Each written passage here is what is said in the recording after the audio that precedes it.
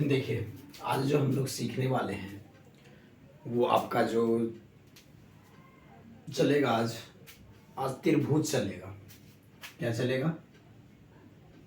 त्रिभुज। और ये त्रिभुज आप लोगों के अगर आप लोग अगर क्लास 5 से लेके 10th तक में पढ़ते हैं तो ये आप लोगों के लिए हो सकता है ज़रूरी हो, क्योंकि अगर ये सब माने तो बच्चों का है, फिर भी 10th वालों के लिए भी ये आवश्यक है, क्योंकि लगभग इससे जो है ना कम से कम 2 या 3 क्वेश्चन पूछ देता है लगभग त्रिभुज, जो आप लोग बचपन में त्रिभुज पढ़ चुके हैं। ठीक, अब क्या पूछता है नहीं पूछता है सब चीज़ हम एक बार में जान लेंगे, आज ही देखते हैं। तो क्लास 10 में जो पढ़ते हैं, 9 में जो पढ़ते हैं वो ज़्यादा ध्यान दीजिएगा। बाकी जो हो गए बच्चे हैं कोई बात नहीं है, लेकिन ध्यान देना सबके लिए अनिवार्य है। फिर भी देखिए हम लोगों का पहला नंबर है कि त्रिभुज कहते किसको है। तो देखिए पहला नंबर, त्रिभुज का अगर आकृति देखा जाए तो इसका जो आकृति होता है वो ऐसा होता है, आकृति ऐसे करके, ऐसे। अगर आपको कहीं पर दिखाई दे ऐसा आकृति, तो आप लोग समझ सकते हैं कि ये आप लोगों का क्या हो जाएगा, त्रिभुज हो जाएगा। चलिए कोई बात नहीं है। तो ये आप लोगों का आकृति हुआ, कहे तो एक तरह से निशान भी कह सकते हैं, अगर कहना चाहे तो इसको चिन्ह भी कह सकते हैं। तो किसका चिन्ह? त्रिभुज का चिन्ह। तो हम लोग अगर पहला नंबर देखें कि त्रिभुज आखिर कहते किसको है, आप लोग अपने कॉपी में लिखते जाइएगा, जो कि शायद बढ़िया रहेगा आप लोगों के लिए। तो ये त्रिभुज हो गया कि तीन भुजाओं से घिरे या बंद आकृति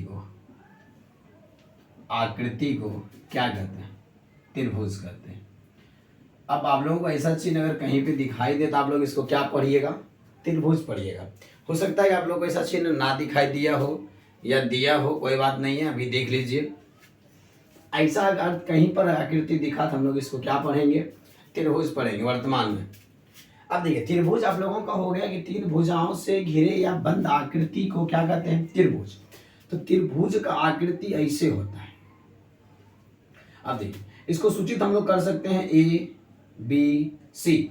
अगर इसको देखा जाए किधरों से घुमाते हैं, अगर इसको हम घुमाएं, ठीक ना, घुमाएं तो हर एक तरफ से त्रिभुज का ही निर्माण होता है। अब देखते हैं कि त्रिभुज में आखिर होता क्या क्या है। पहला नंबर देखिए, फर्स्ट नंबर बात है कि त्रिभुज में भुजा होता है। त्रिभुज में क्या होता है? भुजा होता है। और ये भुजा जो हो जाएगा ये भुजा आखिर होता के गो है? तो 3 गो होता है।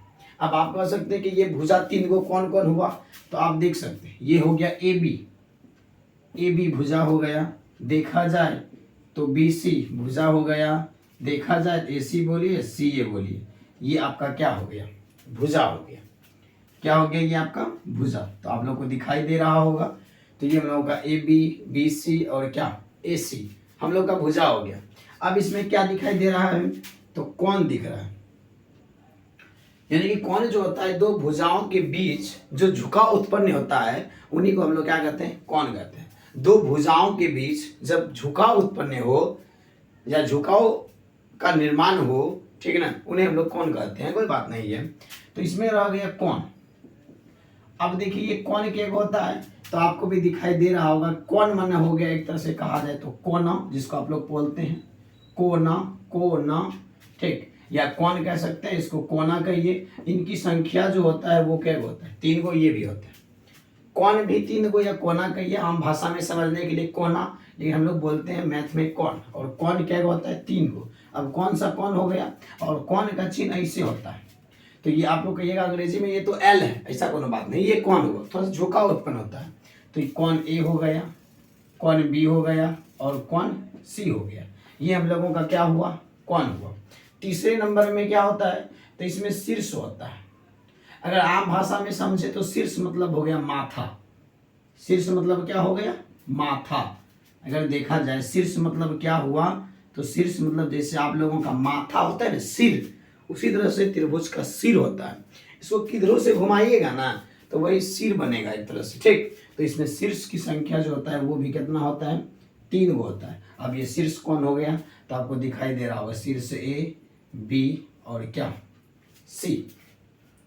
ये हम लोगों को पता चल गया कि त्रिभुज में जो है भुजा 3 गो होता है, कोण 3 गो होता है, और शीर्ष क्या गो होता है, 3 गो होता है। शीर्ष मतलब अगर आम भाषा में समझे तो माथा हो गया, कोई बात नहीं है।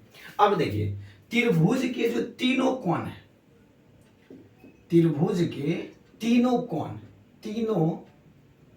तीनों कोणों का जो माप होता है या मापों का योगफल बोल सकते हैं, वो होता है 180 डिग्री।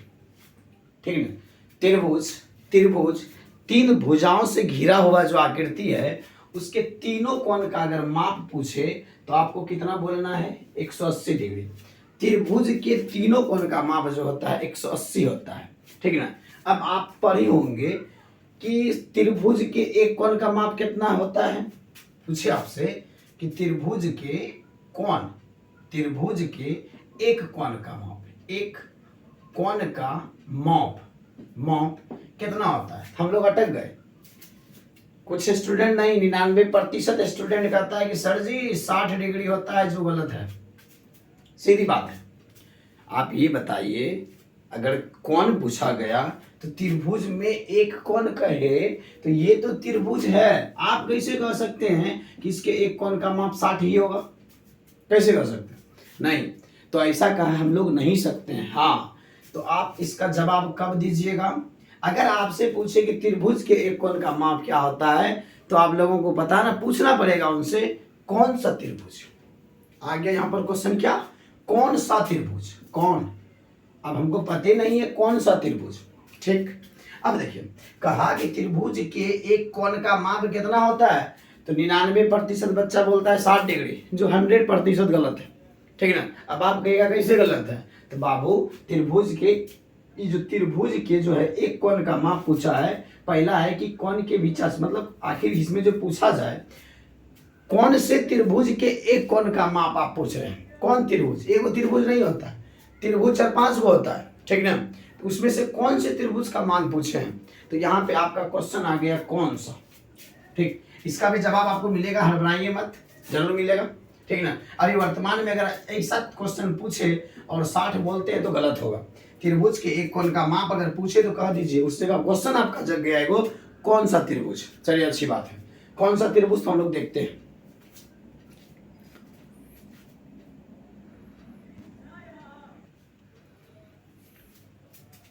चलिए, तो हम लोग अगर देखें त्रिभुज का जो प्रकार होता है, अगर देखा जाए तो टोटल प्रकार जो होता है त्रिभुज का, वो 6 प्रकार हो जाते हैं। टोटल प्रकार जो त्रिभुज का हो जाता है 6 गो हो जाता है। अब आपसे पूछ दिया है कि त्रिभुज के एक कोण का माप कितना होगा, तो यहाँ पे आपसे क्वेश्चन आ गया, आपके पास क्वेश्चन आ गया कि आखिर कौन सा त्रिभुज। तो यहाँ देखा जाए तो त्रिभुज के 6 प्रकार होते हैं। हम लोग भी देखते हैं कैसे कैसे होता है। तो देखिए आप लोग, इसको अगर हम लोग 2 भाग में बांटे, तो त्रिभुज को जो ना 2 भागों में बांट के प्रकार बताया गया है। पहला होता है भुजा के विचार से, किसके विचार से, भुजा के विचार से, और एक होता है कोण के विचार से, कोण के विचार से। चलिए, विचार से ये जो होता है त्रिभुज का जो ये प्रकार है आप लोगों का, त्रिभुज के कौन सी है प्रकार, आपको बताया गया कि त्रिभुज ऐसे में 6 प्रकार होता है। कैसे कैसे, तो आपको बताया गया भुजा के विचार से और किसके विचार से, कोण के विचार से। उसके प्रकार को 2 भागों में बांटा है, एक भुजा के विचार से, एक कोण के विचार से। तो हम लोग पहला नंबर बात है कि ये जो भुजा हुआ, भुजा को हम लोग बाहु बोलते हैं। क्या, भुजा मतलब क्या हो गया, एक तरह से बाहु। अगर कहीं लगा हुआ किसी भी चीज में बाहु, तो वो आप समझ सकते हैं, किसी भी चीज का बात तो हम लोग नहीं कर सकते हैं, लेकिन अगर बाहु लगा रहे, ठीक है ना, त्रिभुज के प्रकार में, तो समझ जाइएगा वो किसके विचार से, भुजा के विचार से। कोण में तो कोण ही लगा रहेगा, कोण में कोण ही लगा रहेगा। अब देखते हैं कि आखिर ये भुजा के विचार से त्रिभुज होते हैं कितने प्रकार के। तो भुजा के विचार से त्रिभुज कितने प्रकार के होते हैं, 3 प्रकार के। कौन कौन, पहला नंबर हो गया, भुजा के विचार से त्रिभुज 3 प्रकार के। कौन कौन, तो पहला हो गया समबाहु त्रिभुज, समबाहु त्रिभुज, दूसरा हो गया समद्विबाहु, समद्विबाहु त्रिभुज, और तीसरा हो गया विषम बाहु त्रिभुज। अब देखिए ये हुआ भुजा के विचार से, इसमें देखिए सब में बाहु लगा हुआ है, तो ये जैसे ही हम लोग देख लिए कि बाहु लगा हुआ है तो किसके विचार से, भुजा के विचार से। अब बाहु ना लगल रहे तो कौन के विचार से। अब उसी तरह से कौन के विचार से भी त्रिभुज होते हैं 3 प्रकार के। आखिर कौन कौन होता है, तो पहला हो जाता है समकोण त्रिभुज, समकोण त्रिभुज, और दूसरा हो जाता है न्यून कोण, दूसरा हो जाता है न्यून कोण त्रिभुज, और तीसरा हो जाता है अधिक कोण। कौन सा कोण, अधिक कोण त्रिभुज हो जाता है बड़ा हल्का, ठीक ना, लेकिन बड़ा टिपंडा चीज है ये चीज। अब देखिए, अब यहाँ पे अगर देखा जाए तो समबाहु हो गया, समद्विबाहु हो गया, विषमबाहु हुआ। अब देखिए आखिर हम लोग देखें तो समबाहु त्रिभुज किसको कहते हैं। समबाहु त्रिभुज हो गया कि जिस त्रिभुज, सम देखिए, सम मतलब होता है बराबर, बाहु मतलब भुजा, त्रिभुज के, किसके, त्रिभुज के। सम मतलब क्या हो गया, बराबर, बाहु मतलब हो गया भुजा, त्रिभुज के। यानी कह रहा है कि जिस त्रिभुज के तीनों भुजा आपस में क्या हो जाए, बराबर हो जाए। परिभाषा भी लिख देंगे आप लोगों को कि जिस त्रिभुज के तीनों भुजा आपस में क्या हो जाए, बराबर हो जाए, उन्हें कहेंगे हम लोग कौन सा त्रिभुज, समबाहु त्रिभुज। और अब उस क्वेश्चन का जवाब आपको मिल गया कि समबाहु त्रिभुज के अगर सभी भुजा बराबर हैं तो इसका कोण भी सभी आपस में क्या होगा, बराबर होगा। अगर भुजा बराबर है तो कोण भी क्या होगा, बराबर होगा। तो चलिए कोई बात नहीं है, तो ये हम लोग भुजा अगर बराबर है तो कोण भी बराबर होगा। तो यहाँ पर देखते हैं तो सभी कोण आपस में क्या हो जाएंगे, बराबर। अब बताइए, आपको पता है कि त्रिभुज के तीनों कोण अगर जोड़ दें, 3 कोण का माप जो होता है वो होता है 180 डिग्री। तो बताइए एक कोण का माप कितना होगा। तो एक नियम से देखें तो 180/3 6 के 18, यानी कि एक कोण का माप अगर देखें तो कितना, 60। और आपसे अगर क्वेश्चन अब पूछे कि बताइए स्टूडेंट्स सब कि एक समबाहु त्रिभुज के प्रत्येक कोण का माप कितना होता है, तब हम लोग बोलेंगे कितना, 60 डिग्री। क्या पूछेगा कि समबाहु त्रिभुज के, कौन त्रिभुज, समबाहु त्रिभुज के एक कोण का माप कितना होता है या प्रत्येक कोण का माप कितना होता है। तो जैसे ही समबाहु बोला तो प्रत्येक कोण का माप 60 होगा। अगर आपसे पूछ दे कि सीधा सीधा त्रिभुज के एक कोण का माप या त्रिभुज के प्रत्येक कोण का माप कितना होता है, तो 60 जिंदगी में नहीं बोलिएगा, ठीक है, ये गलत है। आपको वहां पूछना पड़ेगा कि सर आप जो पूछे ये कौन से त्रिभुज का बात पूछ रहे हैं। जैसे आप पूछते तो समझ जाएगा नहीं बच्चा कुछ पढ़ल लिखल है, इसीलिए होशियार से। तो ये हो गया हम लोग को समबाहु। अब आपको पता चल गया कि समबाहु त्रिभुज के प्रत्येक कोण का माप कितना होता है, 60 डिग्री होता है। सिर्फ समबाहु के प्रत्येक कोण का माप 60 होता है। अब चलिए समद्विबाहु। अब देखिए सम मतलब होता है बराबर, यहाँ पर द्वि दे दिया, द्वि मतलब होता है 2, द्वि मतलब क्या हुआ 2, सम द्वि बराबर 2, बाहु मतलब भुजा, और त्रिभुज के मतलब त्रिभुज के 2 जो है बराबर भुजा होंगे उन्हें समद्विबाहु कहेंगे। कहने का मतलब हुआ कि जिस त्रिभुज के 2 भुजा आपस में बराबर हो, मान लीजिए ये दोनों क्या है, बराबर है, लेकिन ये बराबर नहीं है। ये भुजा की लंबाई 1 है लेकिन इसका लंबाई कितना है, 2 है। तो ये क्या हो गया, समद्विबाहु त्रिभुज।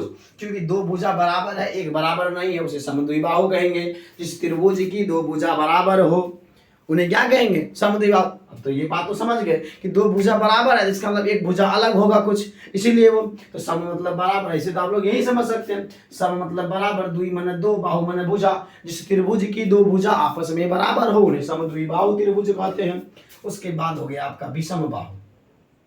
अब देखिए विषम मतलब होता है बराबर नहीं, विषम मतलब क्या हो गया, बराबर नहीं। विषम मतलब हो गया बराबर नहीं। तो कह रहा है कि विषम बराबर नहीं भुजा त्रिभुज, मतलब जिस त्रिभुज के कोई भुजा, तीनों भुजा आपस में बराबर ना हो, या कह सकते हैं कि जिस त्रिभुज के कोई भुजा आपस में बराबर ना हो उन्हें क्या कहते हैं, जिस त्रिभुज के, किसमें, समद्विबाहु और विषमबाहु में, जिस त्रिभुज के जिस त्रिभुज के कोई भुजा बराबर ना हो उसे क्या कहते हैं? विषमबाहु त्रिभुज। जिस त्रिभुज के कोई भुजा बराबर ना होने क्या कहते हैं? विषमबाहु त्रिभुज। तो यहाँ देखा जाए तो इसका 1 सेंटीमीटर, इसका 2, इसका कितना 3, तो ये आपस में तीनों भुजा जो है अलग अलग भुजा की लंबाई जो है अलग अलग है, इसीलिए ये क्या हो गया? अब बताइए इसका भी कौन सा प्रत्येक कोण 60 होगा? नहीं, अगर भुजा अलग अलग है इसका कोण भी क्या होगा? अलग अलग। भुजा अलग अलग हो कोण भी क्या होगा? अलग अलग। और कोण के सामने की भुजा ले सकते हैं, इस कोण के सामने की भुजा ये है, इसकी भुजा ये है, इसकी भुजा ये हो जाएगा, ऐसे करके होता है। तो हम लोग समकोण में पढ़ लेंगे। चलिए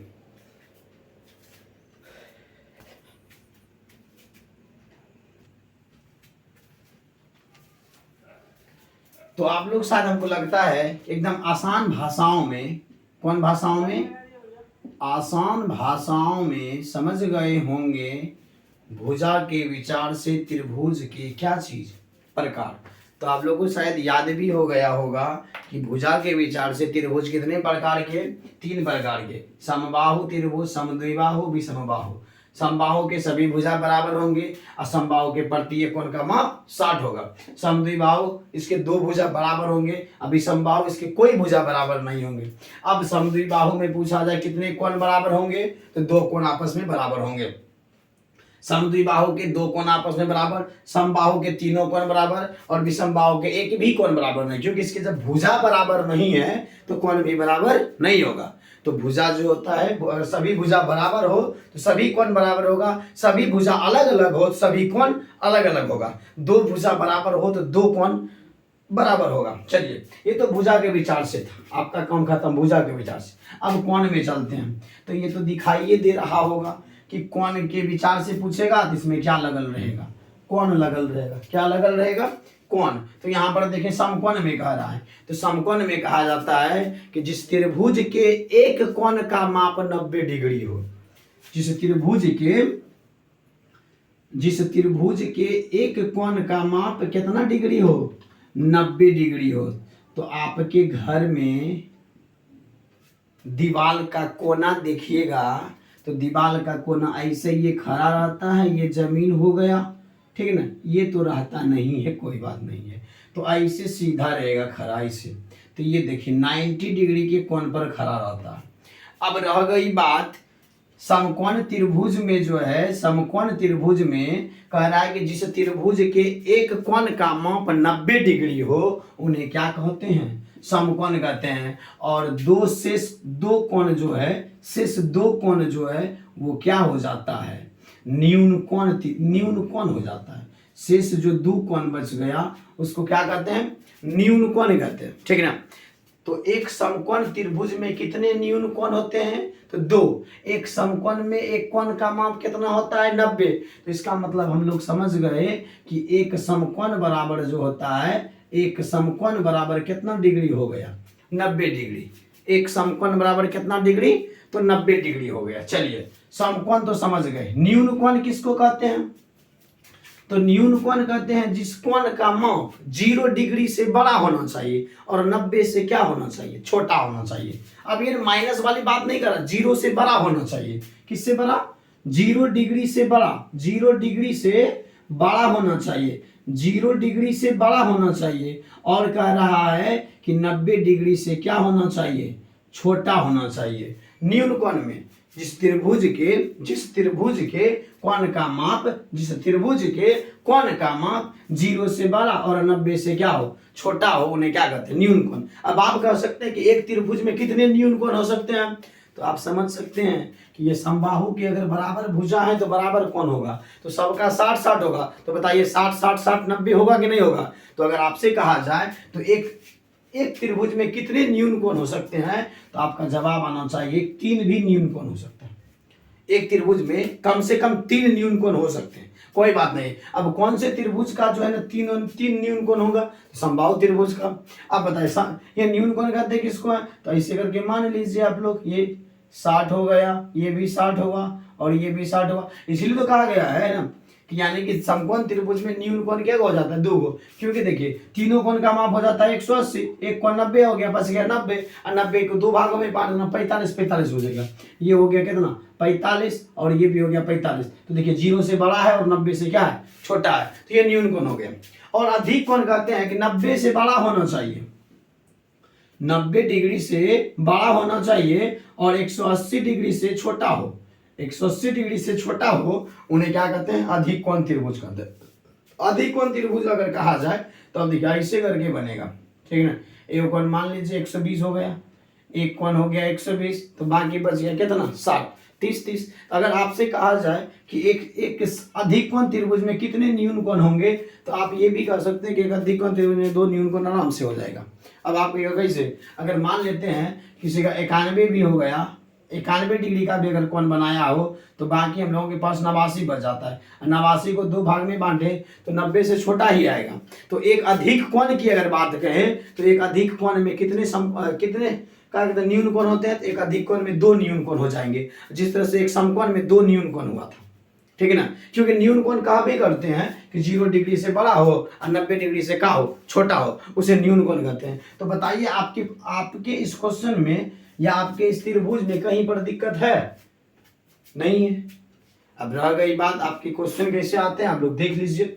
आपका ये परिभाषा भी हम लोग लिख के दे देते हैं, आप लोग आराम से याद कर लीजिएगा, समझ लीजिएगा, जो भी परेशानी होगा पूछ सकते हैं।